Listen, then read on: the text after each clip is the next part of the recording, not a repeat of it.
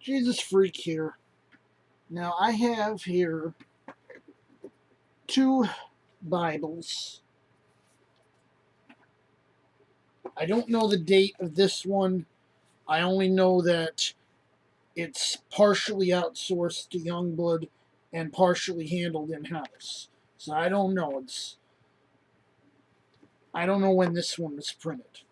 Anyway, and I think this one was from the 1960s. 1964, I believe. So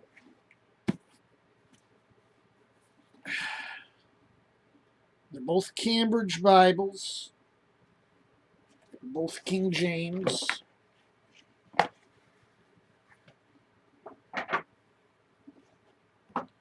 But only one of them is pure Cambridge edition of 1900. Basically, someone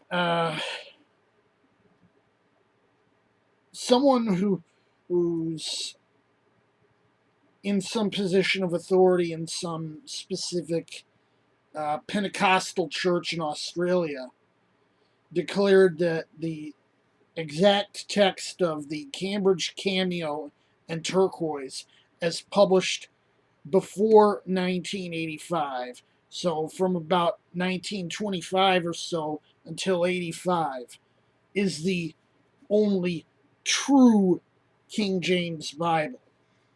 And that just as the Ruckman and Riplinger types will say that it took 7 tries to perfect the English Bible, it took 7 more tries to perfect the King James.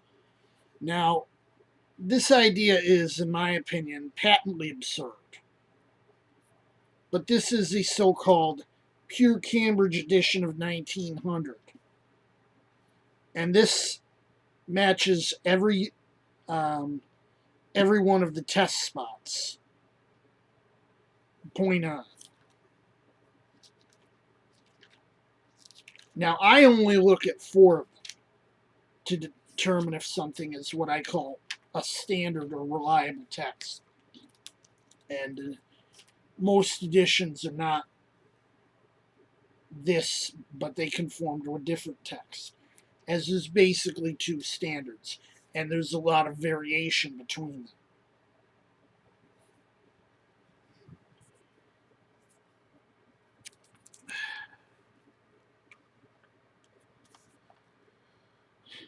Joshua 19:2 will read, or Sheba,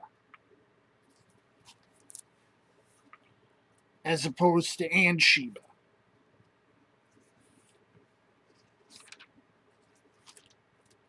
Second Chronicles 33:19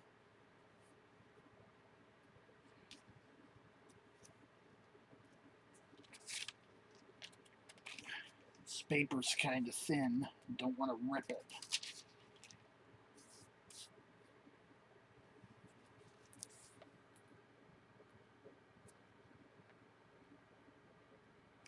Sin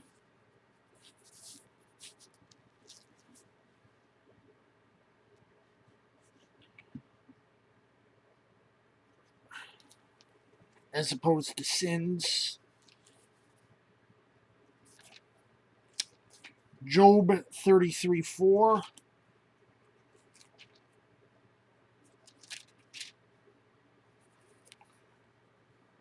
We'll have a capital S in spirit.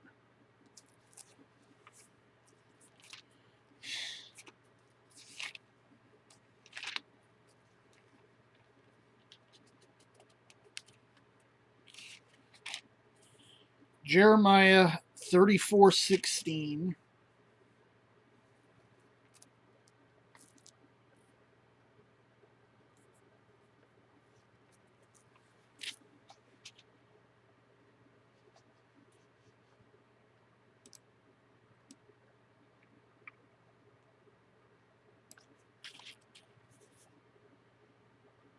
We'll say whom ye had set instead of, some versions will say whom he had set.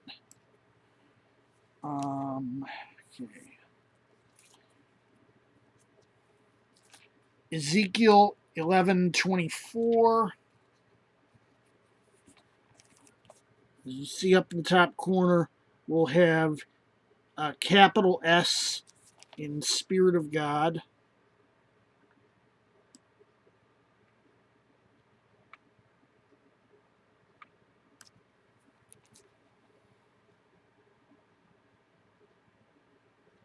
You can kind of see my cat off behind that monitor.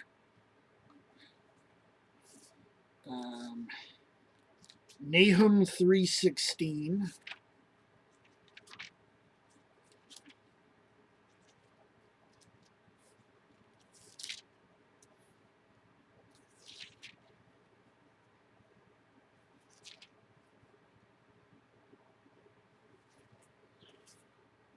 We'll say, flieth away.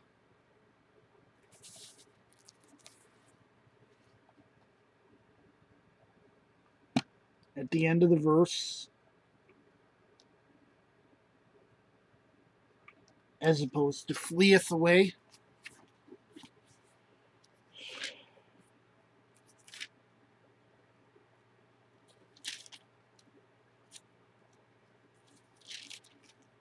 Matthew 4:1. We'll have a capital S in Spirit.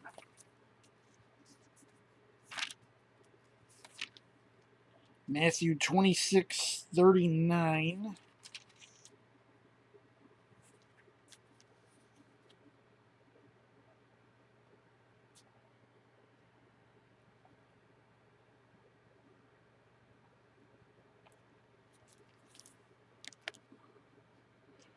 Please bear with me because sometimes I have to switch this thing from autofocus to manual.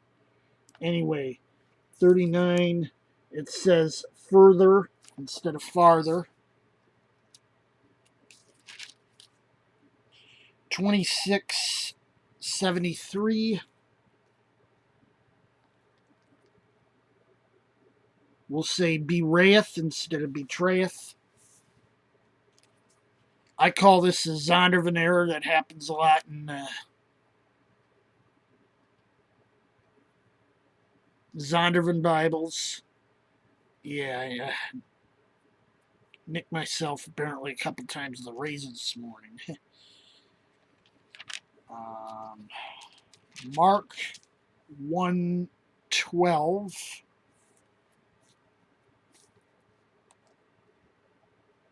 With a capital S. And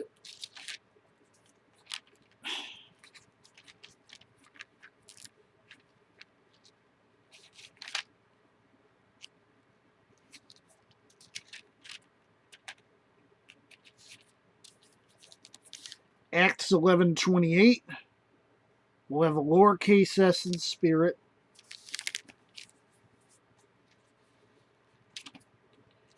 And 1 John 5:8.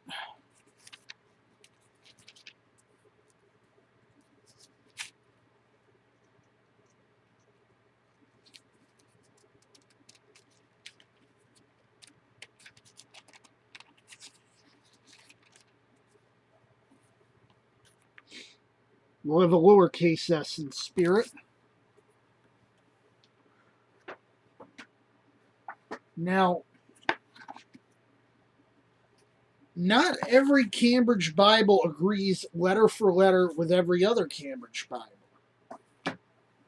And I'll show you the 2 points in which this Cambridge Concord doesn't agree with the so-called Pure Cambridge edition of 1900.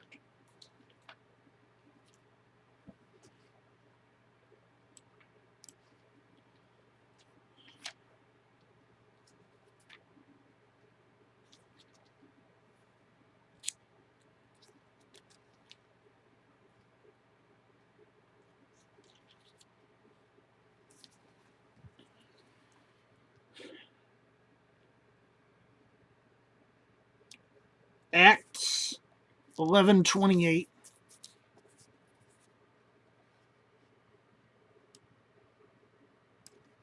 The so-called pure edition of Pure Cambridge edition of 1900 is going to have the lowercase s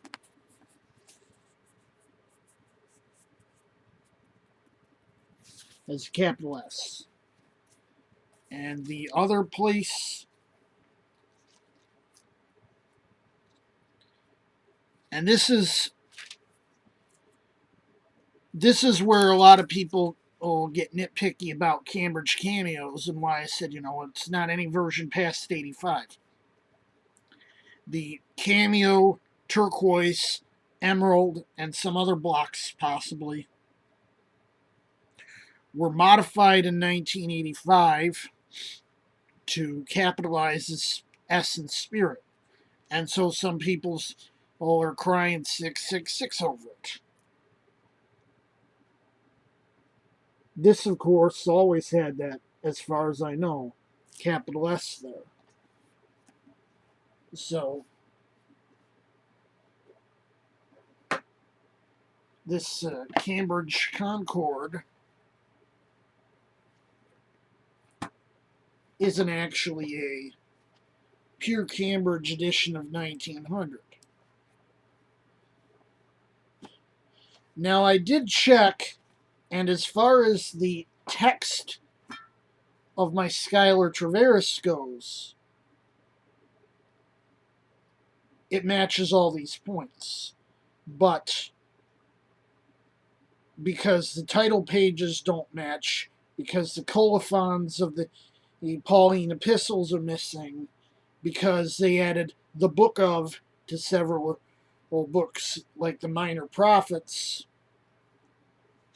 and because the PCE is supposed to be this letter perfect, jot and serif exact edition.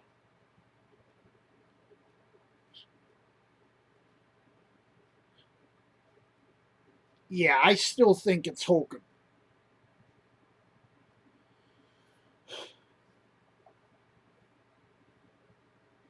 Now, I only usually point to 4 specific points that tend to be eccentric in certain Bibles, in certain editions.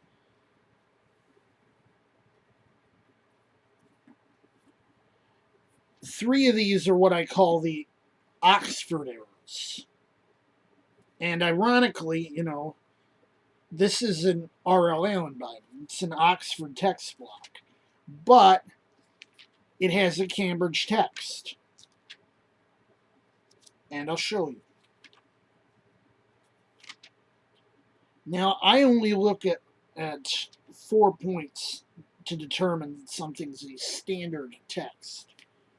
The first is, of course, Joshua 19:2. All 4 of these points are in the PCE checklist.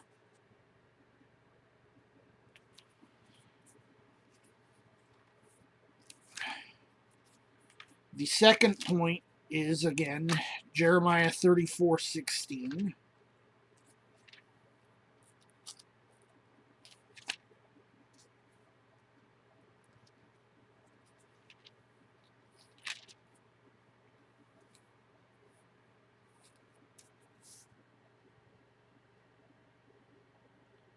You see it says whom ye had set.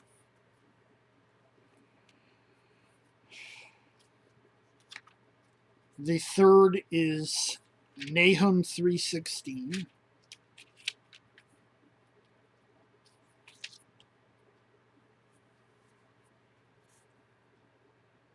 And as you see, it says flieth. These are the so-called Oxford errors because you'll find these eccentricities in pretty much every Oxford version up until about the 1960s. You'll also find them in the vast majority of American editions. So you'll find people saying, "Oh, I don't remember it reading that way." You don't remember correctly. Most of them are going to read that way. The other thing I look at, and I call this the Zondervan error, because a lot of Zondervan KJVs have this problem.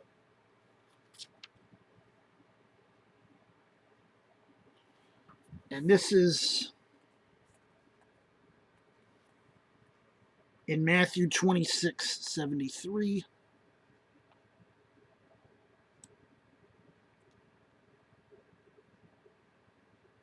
You see it says bewraith. A lot of Zondervans, and I've even seen a Collins with the problem, to say betrayeth.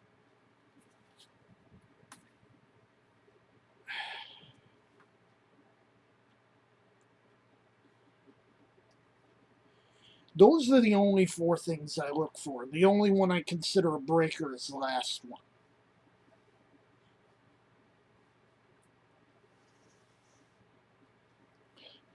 Another oddity which I've seen in some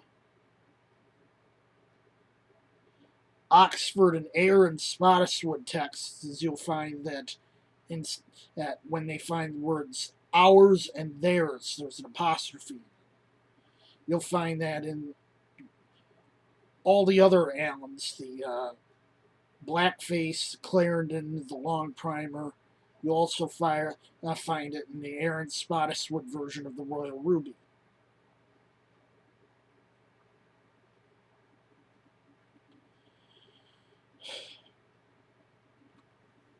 Now, I'm not one to nitpick like that.